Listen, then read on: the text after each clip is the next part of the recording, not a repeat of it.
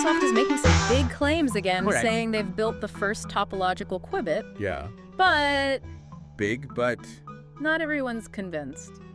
Well, you're right to be cautious. Yeah, I mean, it's exciting. it is. But this isn't their first time doing this. Yeah. You know, back in 2018, they had to retract a similar claim Oh, really?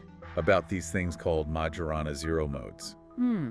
And those are like essential building blocks for these topological qubits. So there's definitely a lot of people raising their eyebrows this time around, Yeah, I think so. especially since Nature, Oh, wow. the journal they published their findings in, Right?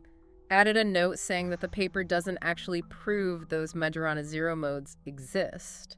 Oh, that's... It's kind of like submitting a recipe for a cake, Yeah. but forgetting to list flour as an ingredient. Wow, yeah, that's a great analogy. Yeah, It really makes you wonder why they're doubling down on this claim. right. Despite all the scrutiny, Yeah.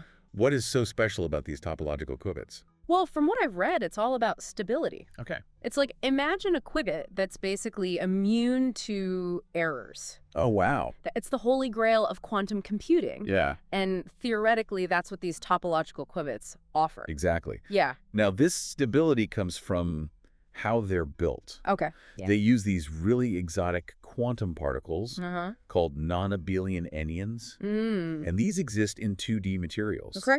Imagine them like tiny braided threads of energy. Okay, I'm trying to picture that. Okay. Braided threads. How Yeah. does that make them stable?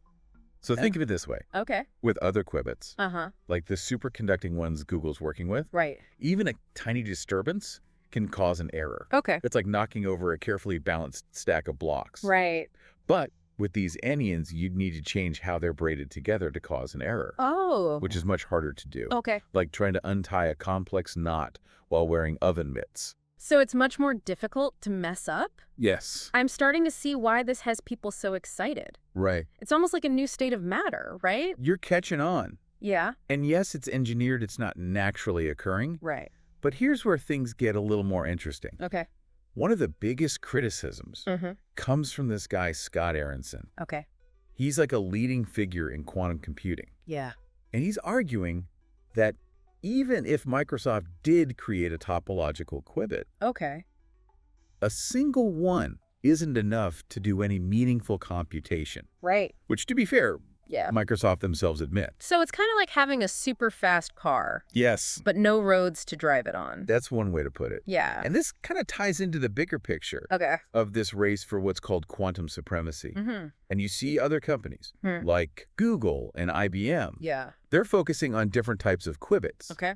And they're already working with systems that have hundreds of these, Wow. performing thousands of operations. Okay.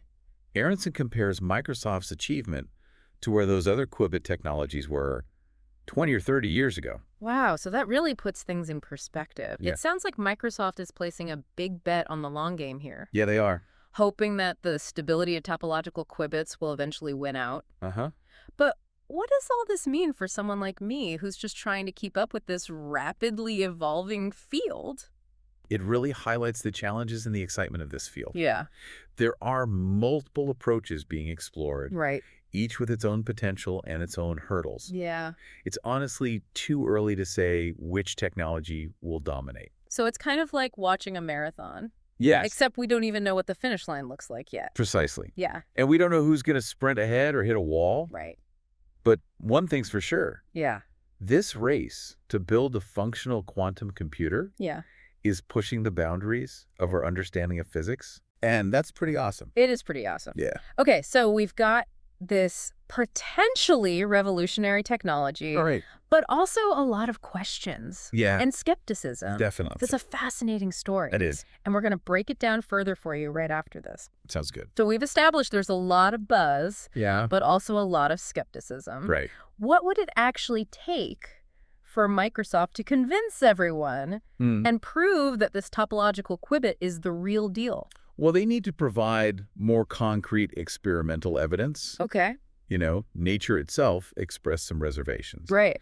And a lot of people share Scott Aronson's concerns. Mm-hmm. Microsoft submitted that paper a year ago, Yeah. and they say they've been busy gathering more data since then. So more research is coming. Right. That makes sense. Yeah. Science needs that solid foundation of evidence. Exactly. Especially with something this groundbreaking. Uh-huh. But even if they do address all those concerns, there's still this huge challenge of scaling up. Oh, absolutely. Right? A single qubit, yeah. no matter how stable, isn't going to revolutionize anything. Right. We need to see thousands, even millions of these things, Wow. all working together reliably. So it's not just about making one superqubit. Right. It's about creating a whole orchestra of them and getting them to play in harmony. Yes. I imagine that's an incredibly complex problem. It is. No matter what type of qubit you're working with. Absolutely. You mentioned that Google and IBM are leading the charge with these superconducting qubits. Right. What's the deal with those? So What makes them different? Superconducting qubits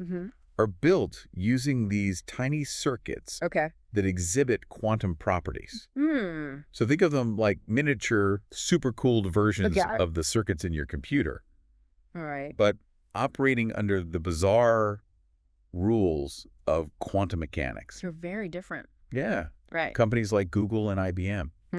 They made some really impressive strides with this approach, particularly in terms of scale. Okay. You know, they're already working with systems that have hundreds of qubits. Wow. That can perform thousands of operations.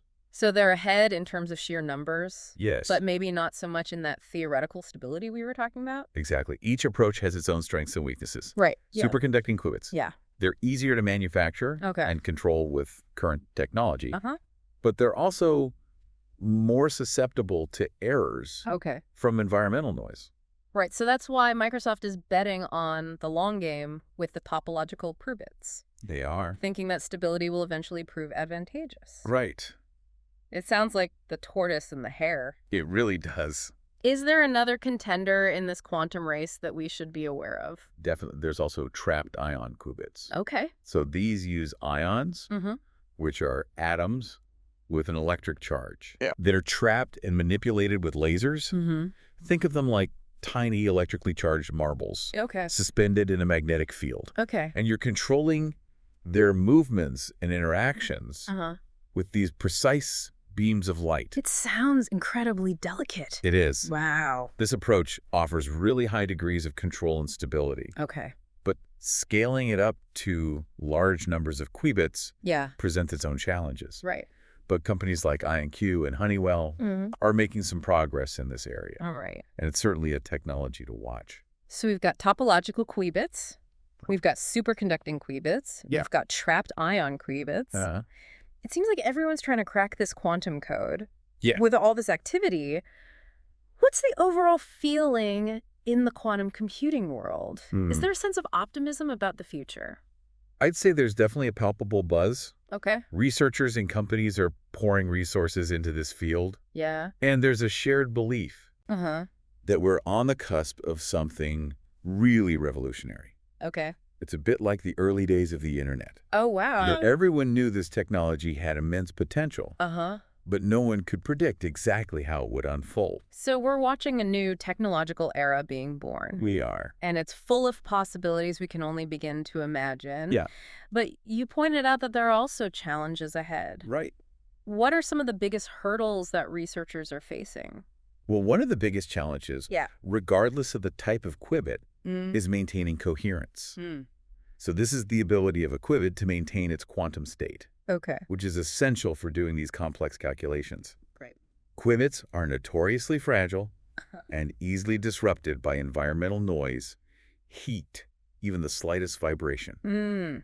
Imagine trying to balance a spinning coin on its edge while riding a roller coaster. All right. That's kind of what it's like to keep a qubit stable.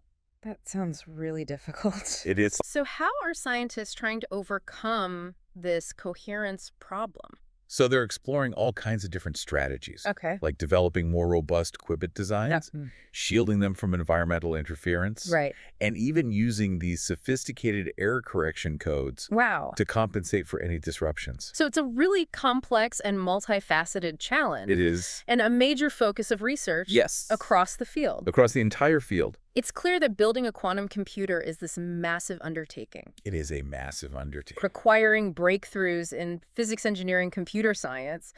It's like trying to build a spaceship while simultaneously figuring out the laws of gravity. That's a pretty accurate description. Yeah. But despite the hurdles, the potential rewards are just enormous. Okay. You can't ignore them. Think about it. Okay. Quantum computers could revolutionize drug discovery. How?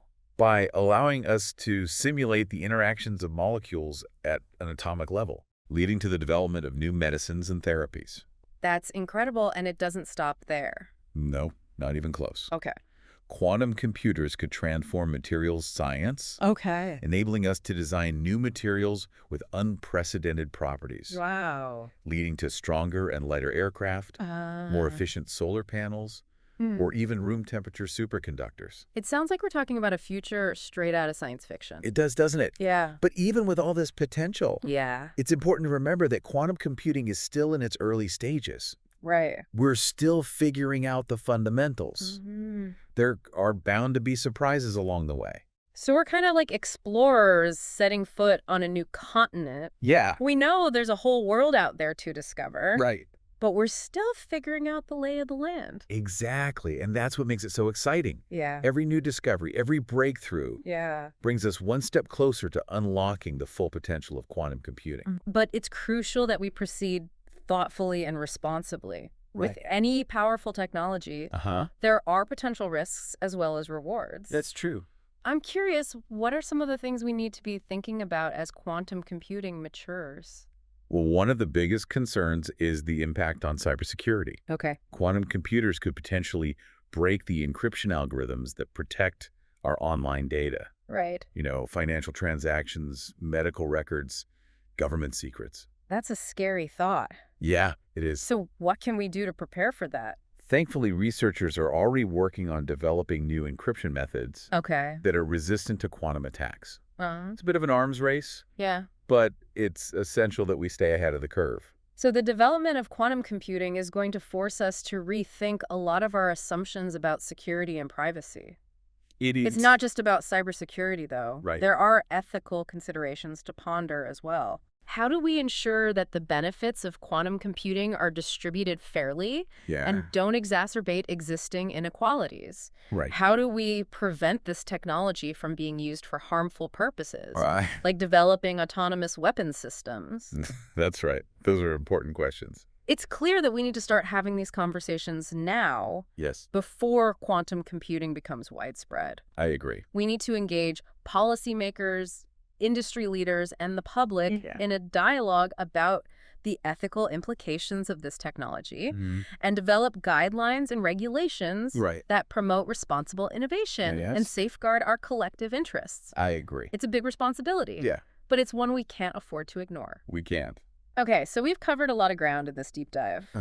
Microsoft's claim, the science behind topological qubits, the skepticism from some experts, the potential impact on everything from medicine to materials science. It is mind-blowing stuff. It really is. Yeah. And as you said, there are so many potential applications, some we can't even fathom yet. Yeah, some we haven't even thought of yet.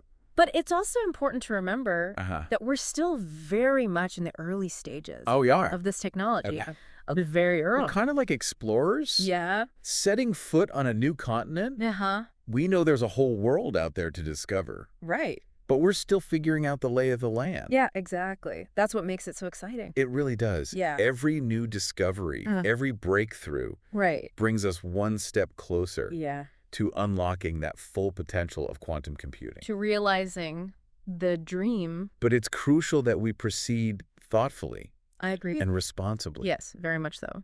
You're right. With any powerful technology, there are potential risks as well as rewards. Absolutely.